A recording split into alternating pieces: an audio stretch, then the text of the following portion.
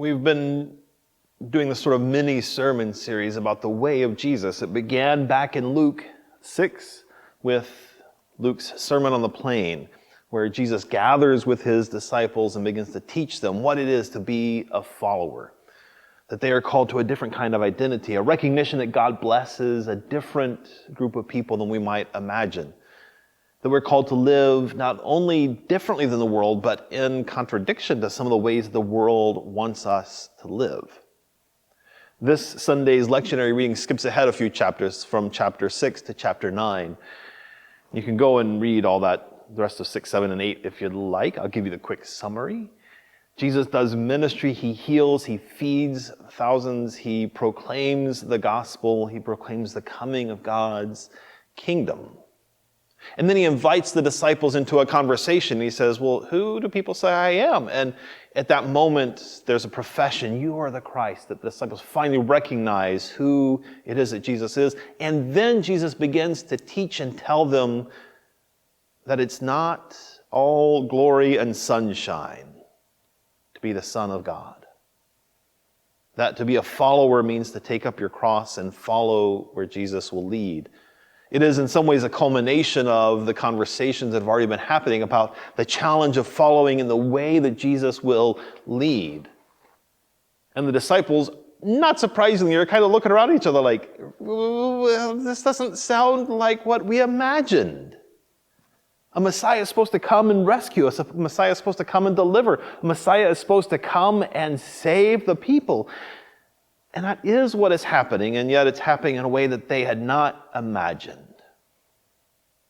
And so here in chapter 9, if you heard the beginning words, now about 8 days after Jesus said these things, so 8 days after Jesus confronts the disciples with their understanding of who it is that he is as the Messiah, he then takes Peter, James, and John to the mountaintop, and there it is, and then it is, that they have this moment in which Jesus is transformed in front of them.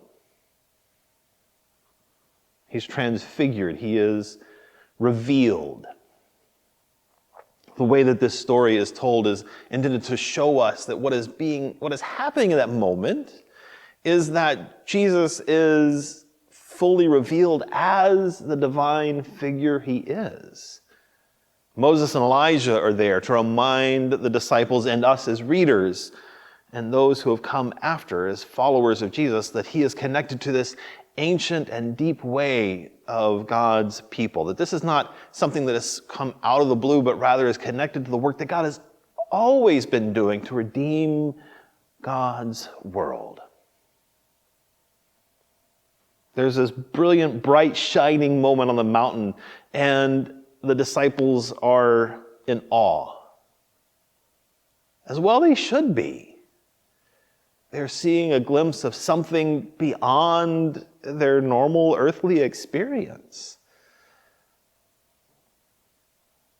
And Peter says, let's hang out. We'll build booths. We'll make tents. We'll make dwelling places. We'll stay here as long as we can. And then Luke, as the narrator, says, because he didn't know what he was saying, he wants this moment of revelation, this moment of transfiguration, this moment when the divine glory is shining in their faces to last forever. The reality is that sometimes in our lives, in the spiritual journey that we make, in this following in the way of Jesus, there are moments when it all shines with brilliance and light. There are moments when it just feels good and right, and we want to stay there forever. Of course we do.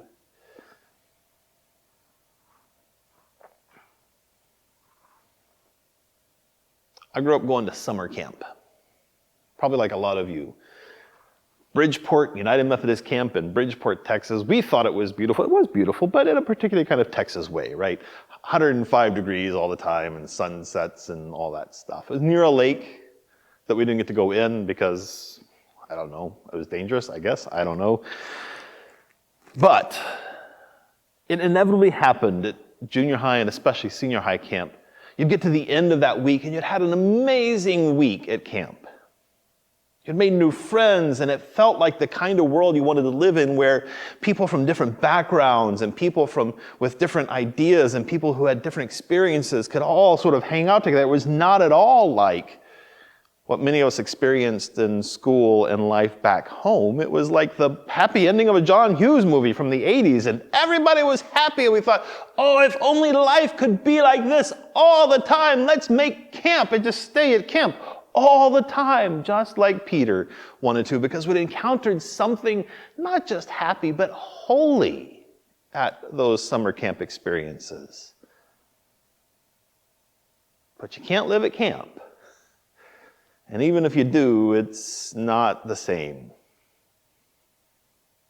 There are these moments in our lives, these mountaintop experiences, where in fact we see the goodness and brilliance of God around us, shimmering all over. But it does not last forever. This is not the culmination of our spiritual lives. These are moments along the way.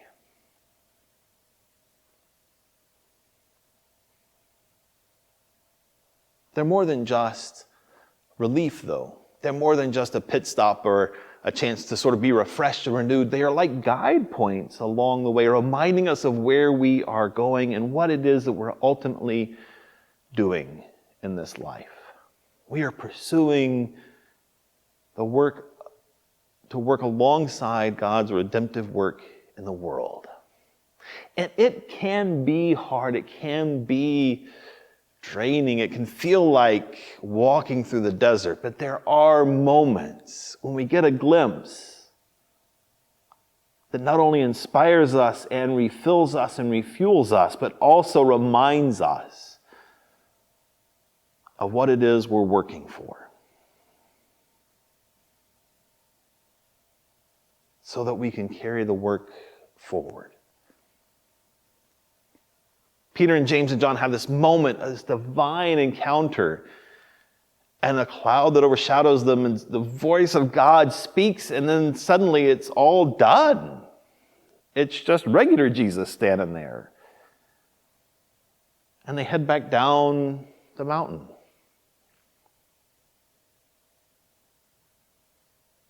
And not only do they head back down the mountain, but there's a crowd of people, and as they get close to the crowd, this guy comes up and says, "You've got to help my son. He's possessed. He gets cast down onto the ground by this demon. And nobody seems to be able to help him." And in that moment, Jesus calls him forth and frees the boy. And in both of those cases, in the mountaintop experience of the transfiguration and in the healing of that child, God's glory is revealed. The mountaintop experience is not more important or more significant than the healing of the child. But there are two different ways that God often is revealed in our world. Sometimes those mountaintop divine, otherworldly kinds of experiences happen, but so do the regular everyday kinds of things happen. So does the work of healing God's people happen and reveal the work of God in our midst. Those waypoints, those high mountaintop experiences keep us moving forward, keep us reminding what the whole goal of our lives as followers of Jesus is. And it is not just to encounter and enjoy and be sort of filled with the presence of God for ourselves, but that we might learn to see the divine image revealed all around us. The transfiguration moment is like a map to remind the disciples and to remind us of where we're going. Excuse me. Like all of you, I have been grieved this week with the news that comes out of Ukraine. And I am praying, like all of you, for all of those who are swept up by an authoritarian, rotten leadership. Not just the president of Russia, but all of those who have enabled him to act this way.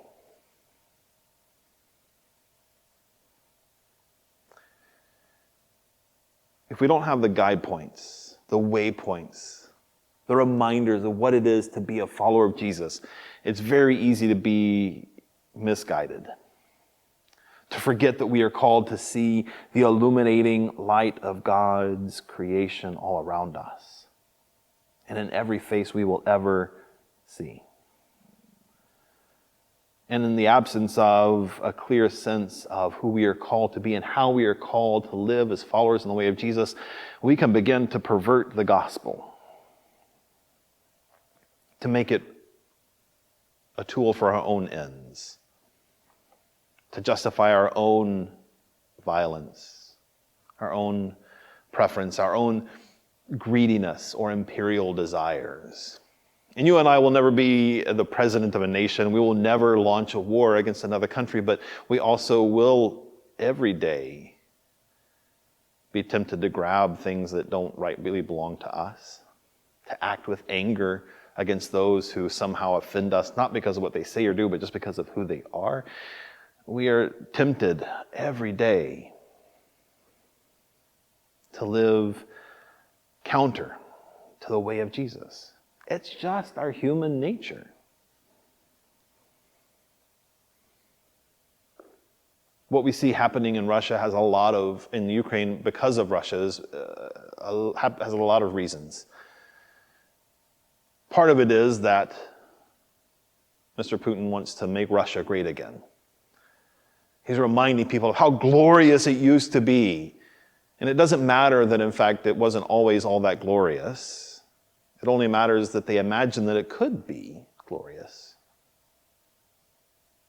And one of the things that has been happening over the last 20 years in Russia, as in many parts of the world, is that the church has been often a part of authoritarian governments, has lent its authority to Vladimir Putin and others to say, it is good that we should be restored, we should be honored, we should be powerful, we should be put back in our rightful place. And it seems so obvious looking at from the outside, doesn't it, that is counter to the way of Jesus. That the church, when it steps alongside dictatorial and authoritarian rulers, has failed in its mission to be a servant of all of God's children and an agent of God's justice and peace in the world. It seems so obvious looking at it from the outside. But you and I may never be the president of a country or an authoritarian dictator, but the same impulse lives in us.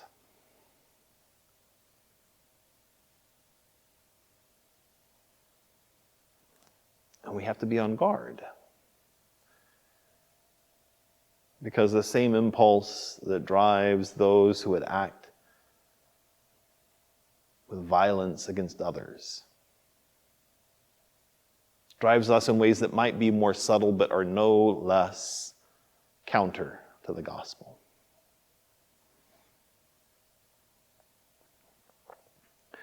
Our spiritual journeys will never just be mountaintop experiences where we encounter the divine glory of God revealed in Jesus Christ. Because there's always work to do when we come down from the mountain. But those moments when it is so clear and obvious are gems for us to hold on to, reminders and waypoints of what it is we are called to do and be in this world. The glorious moment that Peter and James and John have on the mountaintop is not about them.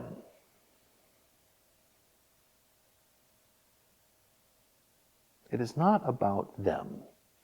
It is about the revelation of Christ's divine nature as the Messiah who comes to pick up a cross, to kneel at the feet of his friends, to lift up the lowly and the poor, and to set free the oppressed. This is the glory of God that they glimpse.